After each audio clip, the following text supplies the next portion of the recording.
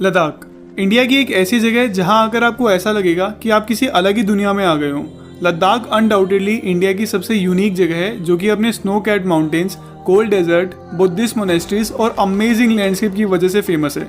11,000 feet के average altitude पर स्थित लद्दाख एक बहुत ही माउंटेनियस एरिया है, जिसे लैंड ऑफ हाई पासेस के नाम से भी जाना जाता है।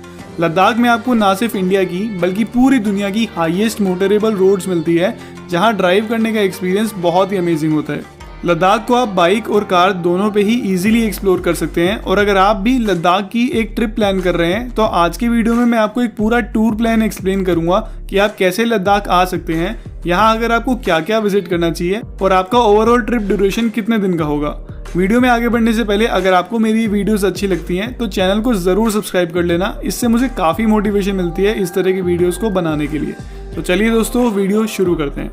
लद्दाख की ट्रिप प्लान करने से पहले आपको लद्दाख के बारे में कुछ इंपॉर्टेंट बातें जानना बहुत ज़रूरी है। अब क्योंकि लद्दाख बहुत हाई ऑल्टीट्यूड पे लोकेटेड है, यहाँ पे ऑक्सीजन की थोड़ी कमी रहती है, जिसकी वजह से आपको यहाँ अक्यूट माउंटेन सिकनेस होने का थोड़ा रिस्क रहता है। इसलिए लद्दाख आने से पहले आपको अपने डॉक्टर से कंसल्ट करके कुछ प्रिकॉशनरी मेडिसिन अपने साथ ज़रूर लानी चाहिए। लद्दाख में विंटर्स के टाइम पे बहुत ज़्यादा हैवी स्नोफॉल होती है, इसलिए यहाँ विजिट करने का बेस्ट टाइम मई से अक्टूबर तक का ही होता है। हालांकि इस टाइम पे भी लद्दाख का टेम्परेचर काफ़ी कम रहता है और कुछ जगह पे तो मई जून के टाइम पे भी ये टेम्परेचर 0 डिग्री से नीचे चला जाता है। इसलिए लद्दाख आने से पहले आप अपने प्रॉपर विंटर क्लोथ्स लेकर ही यहाँ आएँ। तो अब बात करते हैं कि आप लद्दाख पहुँचेंगे कैसे।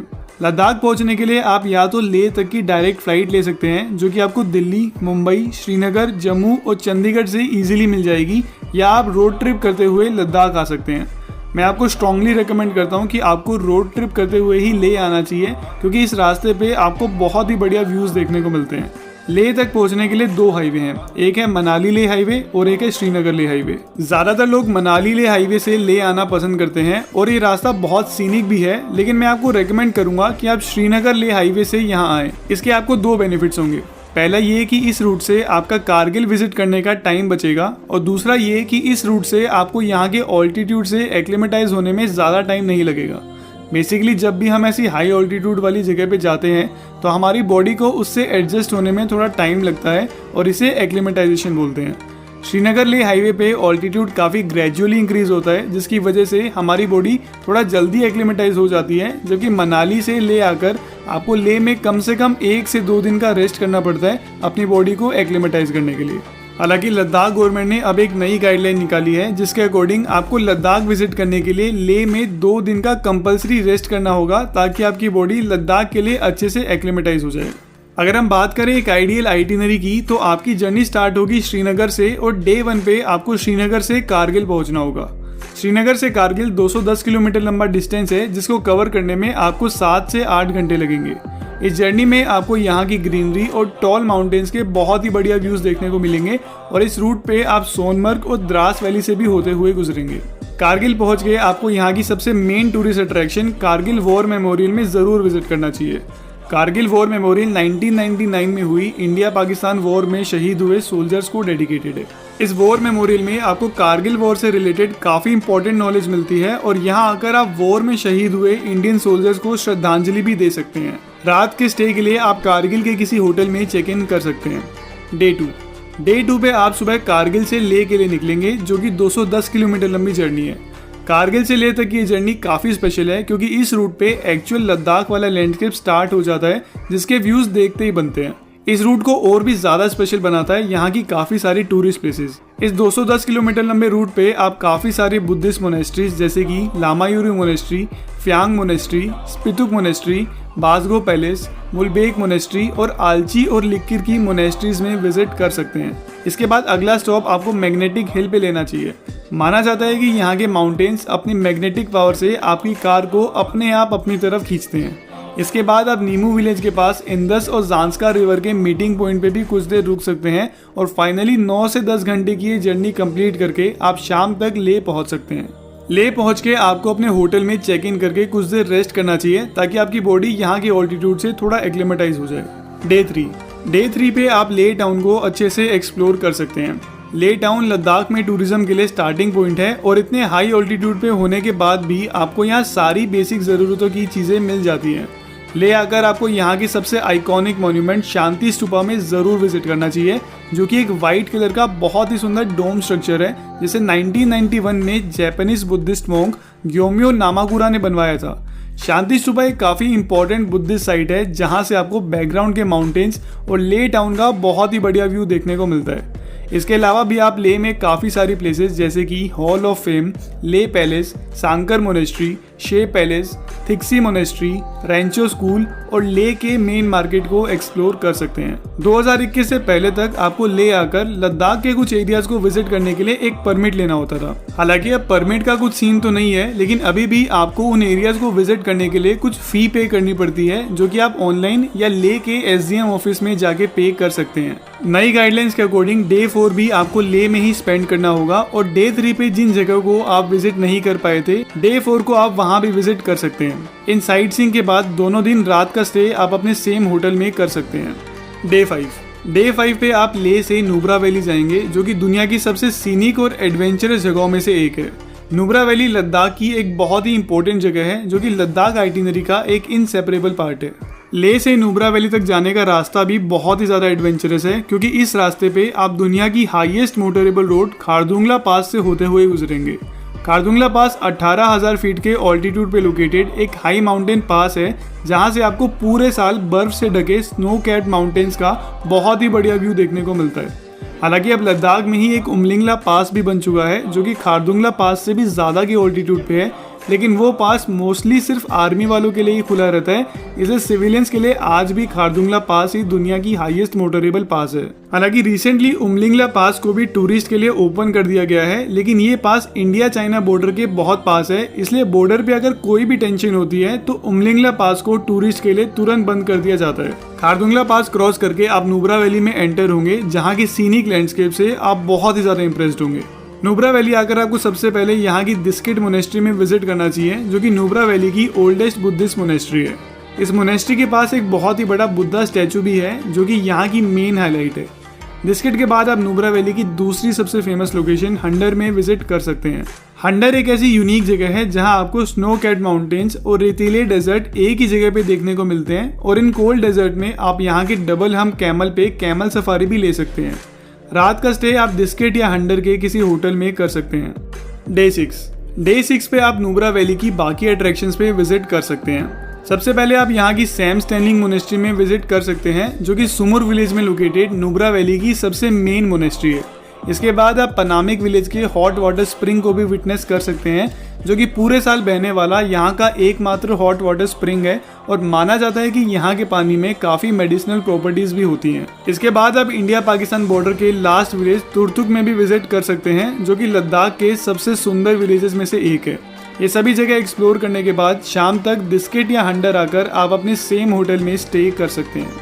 डे 7 पे आप नुब्रा वैली से पेंगोंग लेक के लिए निकलेंगे। नुब्रा वैली से पेंगोंग लेक जाने के लिए आपको शोक रूट लेना होगा, और इस पूरी जर्नी को कंप्लीट करने में आपको 5 से 6 घंटे लगेंगे, जहां आपको पूरे रास्ते बहुत ही अच्छे व्यूज देखने को मिलेंगे। पेंगोंग लेक लद्दाख की सबसे मेन हाईलाइट है, और ये लेक अपने डीप ब्लू वाटर्स और बैकग्राउंड के कॉन्ट्रास्टी माउंटेन्स की वजह से एकदम हेवनली फील देता है। पेंगोंग लेक 14,000 फीट के ऑल्टीट्यूड पे स्थित दुनिया का सबसे ऊंचा सॉल्ट वाटर लेक है, जिसे अपनी नेचुरल ब्यूटी की वजह से दुनिया के सबसे सुंदर लेक्स में भी गिना जाता है। हालांकि पेंगोंग लेक में आपको कभी भी स्विमिंग ट्राई नहीं करनी चाहिए, क्योंकि यहाँ का पानी इतना ठंडा होता है कि आपको यहाँ सीरियस हेल्थ प्रॉब्लम्स भी हो सकती है। पेंगोंग लेक में कुछ टाइम स्पेंड करने के बाद आप स्पांगमिक के किसी होटल में नाइट स्टे कर सकते हैं। डे 8 पे आप सुबह पेंगोंग लेक पे कुछ टाइम स्पेंड करके हानले के लिए निकलेंगे। हानले लद्दाख के लीस्ट एक्सप्लोर्ड एरियाज में से एक है, और ज़्यादातर लोग जो लद्दाख की ट्रिप पे आते हैं वो हानले को अपनी ट्रिप में इंक्लूड करना भूल जाते हैं, लेकिन मैं आपको रेकमेंड करूंगा कि आप अपनी ट्रिप में एक दिन और ऐड करके हानले विजिट करने भी ज़रूर जाएं। हानले आकर आप यहाँ की सबसे फेमस हानले मोनेस्ट्री में विजिट कर सकते हैं, जो कि तिब्बतन बुद्धिस्ट के रेड हेड सेक्शन को बिलोंग करती है। इसके बाद आपको हानले की इंडियन एस्ट्रोनॉमिकल ऑब्जर्वेटरी में भी जरूर विजिट करना चाहिए, जो कि 14,000 फीट के ऑल्टीट्यूड पे स्थित दुनिया की हाईएस्ट ऑब्जर्वेटरीज में से एक है। इस ऑब्जर्वेटरी को Indian institute of astrophysics operate करता है, और यहाँ के पावरफुल टेलीस्कोप की मदद से आप लद्दाख के क्लियर स्काईज में स्टार गेजिंग भी कर सकते हैं। नाइट स्टे के लिए आप हानले के किसी होटल में या इंडियन एस्ट्रोनॉमिकल ऑब्जर्वेटरी के गेस्ट हाउस में स्टे कर सकते हैं। डे 9 पे आप हानले से सो मोरिरी लेक के लिए निकलेंगे। हानले से सो मोरिरी लेक जाने के 3 रास्ते हैं, लेकिन इनमें से सबसे कन्वीनियंट रास्ता है हानले से लोमा, न्योमा और माहे ब्रिज होते हुए, जो कि 150 किलोमीटर लंबा रास्ता है और इसे कवर करने में आपको 4 से 5 घंटे लगेंगे। सो मोरिरी लेक पेंगोंग लेक की तरह एक बहुत ही सुंदर ब्लू वाटर लेक है, लेकिन ये लेक पेंगोंग लेक जितना फेमस नहीं है, इसलिए आपको यहाँ ज़्यादा क्राउड देखने को नहीं मिलेगा। सो मोरिरी लेक इंडिया का हाईएस्ट ऑल्टीट्यूड लेक है, जो पूरी तरह से इंडियन टेरिटरी में लोकेटेड है। सो मोरिरी लेक की नेचुरल ब्यूटी को कुछ देर विटनेस करने के बाद आप लेक के लिए निकल सकते हैं, जो कि यहाँ से 220 किलोमीटर दूर है और इस डिस्टेंस को कवर करने में आपको 6 से 7 घंटे लगेंगे। ले पहुँच के आप यहाँ किसी होटल में स्टे कर सकते हैं। डे 10 आपकी लद्दाख आइटिनरी का लास्ट डे होगा और इस दिन आप ले से मनाली के लिए निकलेंगे। मनाली के लिए निकलने से पहले आप ले के लोकल मार्केट में कुछ देर विजिट करके यहाँ से कुछ सोवेनियर शॉपिंग भी कर सकते हैं। लद्दाख से वापस आते टाइम आपको मनाली वाला रूट इसलिए लेना चाहिए ताकि आपका श्रीनगर ले मनाली वाला पूरा सर्किट कंप्लीट हो सके। ले से मनाली 430 किलोमीटर लंबी जर्नी है, जिसे एक दिन में कवर करना थोड़ा मुश्किल है। तो डे 10 पे आप ले से सरचू तक की जर्नी कर सकते हैं, जो कि 250 किलोमीटर लंबी जर्नी है और इसे कवर करने में आपको 7 से 8 घंटे लगेंगे। सरचू में आपको होटल्स, गेस्ट हाउस और टेंट्स मिल जाएंगे, जहां आप नाइट स्टे कर सकते हैं। डे 11 नाइट स्टे सरचू में करने के बाद आप सरचू से मनाली के लिए निकल सकते हैं, जो कि 180 किलोमीटर लंबी जर्नी है, जिसे कवर करने में आपको 7 से 8 घंटे लगेंगे। सरचू से मनाली एंटर होने के आपके पास 2 ऑप्शंस होंगे, या तो आप रोहतांग पास से एंटर हो सकते हैं या अटल टनल से। अटल टनल एक छोटा और काफी स्मूथ रास्ता है, जबकि रोहतांग पास से आने के लिए आपको काफी टाइम लगेगा और यहाँ की रोड कंडीशंस भी उतनी अच्छी नहीं है। हालांकि रोहतांग पास वाले रास्ते से आपको जो व्यूज देखने को मिलते हैं, उसके लिए लंबा रास्ता लेना भी वर्थ इट होगा। ले से मनाली वाला हाईवे पूरे इंडिया के सबसे सीनिक और एडवेंचरस रास्तों में से एक है और इस पूरे रास्ते में आपको 5 हाई माउंटेन पासेस जैसे कि तांगलांगला पास, लाचुंगला पास, नाकीला पास, बारालाचला पास और रोहतांग पास देखने को मिलते हैं और इन सभी पासेस की सीनिक ब्यूटी को आप अपनी लाइफ में कभी नहीं भूलने वाले। डे 11 पे मनाली पहुंच के आप अगले दिन अपने होम टाउन के लिए निकल सकते हैं और कुछ इस तरह आप अपनी लेह लद्दाख की जर्नी को प्लान कर सकते हैं। इस पूरी आइटिनरी को फॉलो करने से पहले आपको इस ट्रिप के बारे में कुछ बातें याद रखनी होगी। ले के हाई ऑल्टीट्यूड से एडजस्ट होने में हमारी बॉडी को थोड़ा टाइम लगता है, इसलिए अगर आपको ज़्यादा कंफर्टेबल नहीं लग रहा है तो आपको ले में ही 1 से 2 दिन और रेस्ट करना चाहिए, क्योंकि अगर आगे चल के आपको अक्यूट माउंटेन सिकनेस होती है तो यहाँ काफ़ी दूर तक आपको हॉस्पिटल्स भी नहीं मिलेंगे और अक्यूट माउंटेन सिकनेस बहुत ज़्यादा डेंजरस हो सकती है, इसलिए इसे बिल्कुल भी इग्नोर ना करें। लद्दाख विजिट करने के लिए यहाँ के टैक्सी यूनियन के रूल्स भी काफ़ी स्ट्रिक्ट हैं और आप यहाँ किसी दूसरे स्टेट की रेंटेड कैब या टैक्सी से विजिट नहीं कर सकते। और अगर आप अपने पर्सनल व्हीकल से यहाँ विजिट करने आते हैं तो उस व्हीकल के पेपर्स या तो आपके खुद के या आपके ब्लड रिलेटिव्स के नाम पे होने चाहिए, अदरवाइज आपको लद्दाख विजिट करने की परमिशन नहीं मिलेगी। हालांकि दूसरे स्टेट की रेंटेड कैब से आप ले तक आ सकते हैं, लेकिन लद्दाख की बाकी जगहों को विजिट नहीं कर सकते। उसके लिए आपको लद्दाख या जम्मू कश्मीर की लोकल टैक्सी ही हायर करनी होगी, जो कि आपको ले टैक्सी स्टैंड से मिल जाएगी। अगर आप लद्दाख को बाइक से एक्सप्लोर करना चाहते हैं तो बाइक भी आपको ले से रेंट पे मिल जाएगी। और फाइनली लद्दाख के जितने भी हाई माउंटेन पास हैं वहाँ ऑक्सीजन की काफ़ी कमी होती है, इसलिए आपको ऐसे किसी भी पास पे 30 मिनट से ज़्यादा टाइम स्पेंड नहीं करना चाहिए। तो दोस्तों, ये थी हमारी एक आइडियल लद्दाख आइटिनरी।